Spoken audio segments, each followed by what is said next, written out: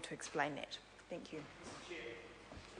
Chris Hipkins. Mr Chair, to respond to Holly Walker's comment, I don't think the Minister is going to respond. I think they start up with a glossy magazine over there. I'm not entirely sure what's in it. But, Mr Chair, I also want to talk about the clause, the commencement clause that means 30D is coming into effect retrospectively. It will come into force on the 1st of January. So what is clause 30D?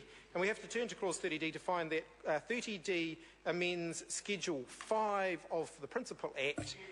Schedule, whatever. Schmedule, whatever. It amends it by repealing clause 2 of that schedule. It amends it by repealing clause 2 of that schedule. Well, what is clause 2 of that schedule that this is going to be imposing retrospectively? It says that no interest is to be charged by the loan manager.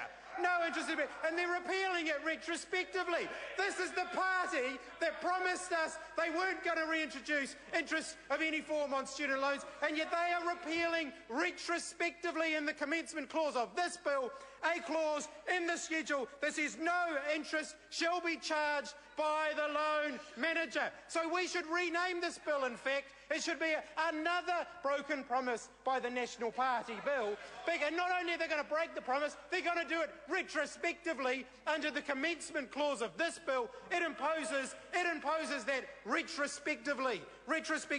The clause in Schedule 5 that says that no interest shall be charged by the loan manager, gone under this government, and they're doing it retrospectively, imposing it from the 1st of January this year.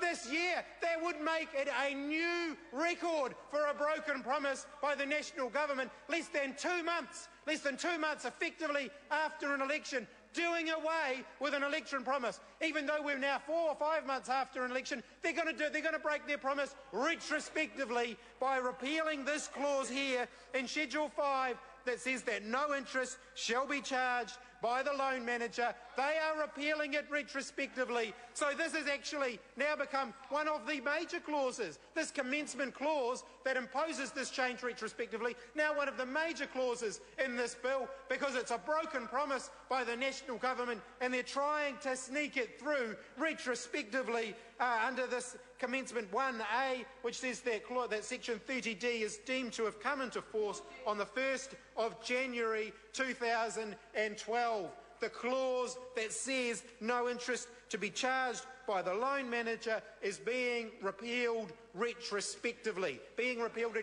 For starters, that's just bad law. It's simply bad law for the government to be forcing through the Parliament any provisions that apply retrospectively, but a provision that breaks such a fundamental promise for them of not having interest on student loans, albeit in what potentially is quite a minor way. I haven't had a chance to review the entirety of the Act in terms of how that fits into it, but it's pretty clear. I'll read out the clause.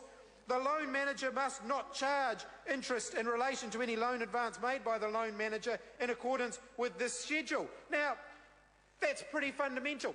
It says that the loan manager can't charge interest, and the government are repealing it retrospectively.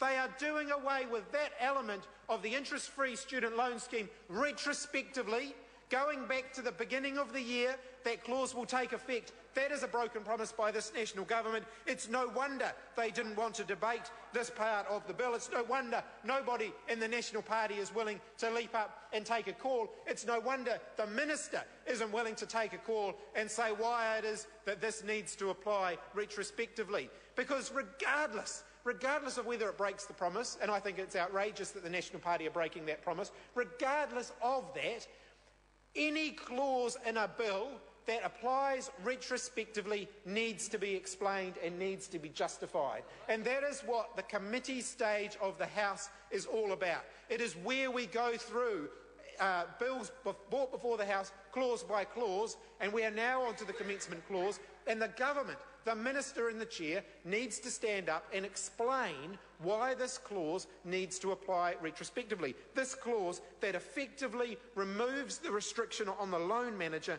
from charging interest on any loan advance made by the loan manager in accordance with that schedule of the Act. That schedule of the Act. just to help old cue ball over there who's getting a bit uptight about the pronouncement of the word.